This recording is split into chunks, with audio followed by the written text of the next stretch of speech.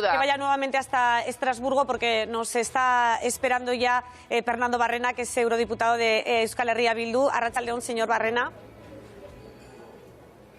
Arratsaldeon. Bueno, estamos hablando del embrollo jurídico en el que nos encontramos ahora, que hay que hacer casi un esquema y un croquis para saber en qué punto estamos y qué recorrido queda. Están haciendo los partidos independentistas ahora mismo una rueda de prensa allí en Estrasburgo, y a mí me interesa también, más allá del camino legal que pueda tomar la defensa de Junqueras, el camino político.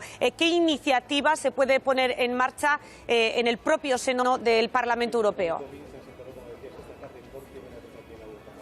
Bueno, en el Parlamento Europeo ahora, según hemos conocido, parece ser que el Supremo tiene intención de iniciar la tramitación de un suplicatorio, y por lo tanto eso llegará a la Comisión Juri del Parlamento, que se encarga de estos temas, y ahí es donde habrá que dar la batalla política y explicar nosotros también, entre otros eurodiputados, al resto cuál es nuestra posición y por qué consideramos que ese suplicatorio no tiene que concederse en absoluto. Esa es la batalla política, y luego está la batalla judicial, que, como decía anteriormente, es un embrollo muy grande, pero que yo creo que se entiende fácilmente cuando se alude y se insta permanentemente a todo tipo de agentes a cumplir con las resoluciones judiciales, y en estos momentos lo que aquí en el Parlamento Europeo planea sobre eurodiputados de cualquier condición ideológica es que el Estado español no está cumpliendo con una resolución del Tribunal de Justicia de la Unión Europea, y esto es algo que ocurre en países como España o Turquía, ¿no? España, que no cumple con las resoluciones del Tribunal de Justicia de la Unión Europea,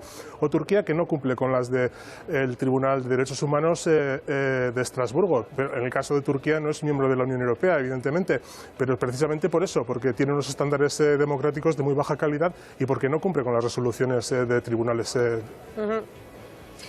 Tras la llegada de ese suplicatorio del Tribunal Supremo allí, claro, ahora el foco está en los eurodiputados socialistas. La propia comparecencia, Carles Puigdemont lo ha dicho, ¿no? Si el propósito de este gobierno de Sánchez es desjudicializar los conflictos políticos, es el momento. ¿Qué sensaciones tenéis por las conversaciones que hayáis mantenido en torno a los eurodiputados socialistas?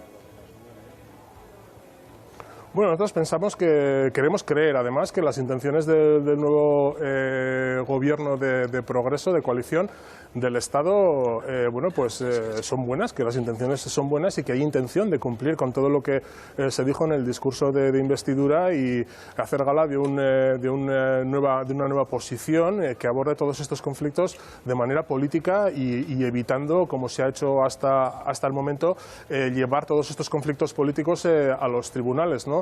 Cuando la política entra en los tribunales directamente, pues yo diría que en muchas ocasiones la democracia salta por la ventana, porque no podemos obviar, y en este caso lo estamos viendo en el Estado español, los tribunales en las altas instancias pues están en parte controlados gracias a una política continuada durante muchos años del Partido Popular, que se ha ocupado especialmente de colocar a afines tanto en el Tribunal Superior como en el Constitucional y otros, ¿no? Y esto es lo que últimamente se viene a denominar lawfare, ¿no? El uso de las instancias judiciales para conseguir lo que no se puede conseguir por la política. Eso es lo que hay que desmontar, y el gobierno español, el nuevo gobierno español, va a tener un papel muy interesante y muy importante que hacer en esa materia.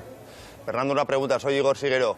Que Oriol Junqueras no esté en el Europarlamento, ¿qué quiere decir? ¿Que es faltarle respeto a los millones de votantes de RC y de la coalición de la que formasteis parte?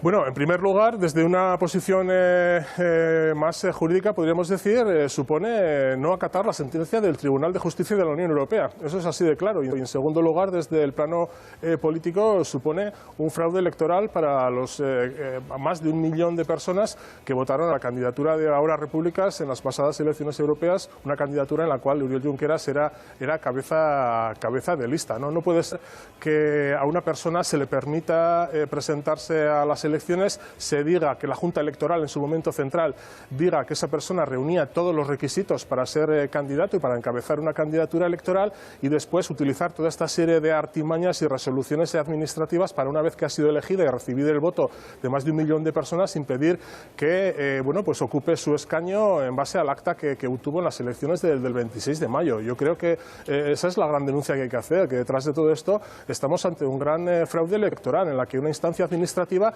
decide quién puede ser o no electo, al margen de que los ciudadanos le hayan dado o no votos para ejercer ese cargo y tenga ese mandato electoral. Eso es realmente un escándalo y eso es lo que es realmente denunciable.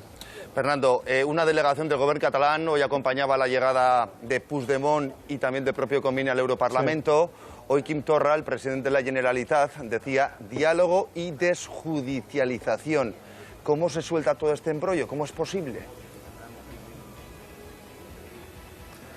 Bueno, pues yo creo que estamos hablando, en algunos casos, aunque parezca que el embrollo que es enorme, y es que lo es, yo creo que muchas veces hay que retrotraerse a temas que son prepolíticos, ¿no?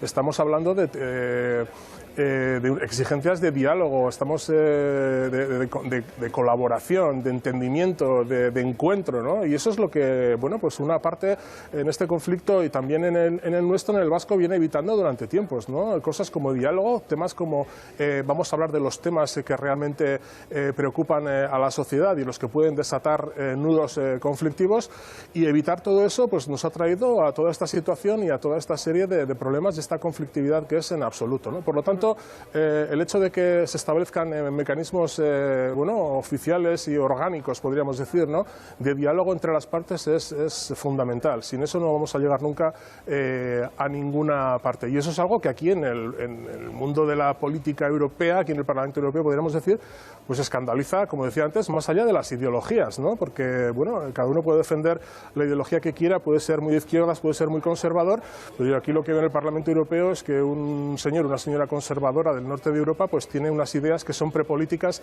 y que jamás pasarían por negar la capacidad de diálogo y de interlocución a nadie. Y en el Estado español eso se ha venido haciendo en los últimos tiempos, y es con eso con lo que en primera instancia hay que acabar de una vez por todas. Fernando Barrena, gracias, un saludo. Es que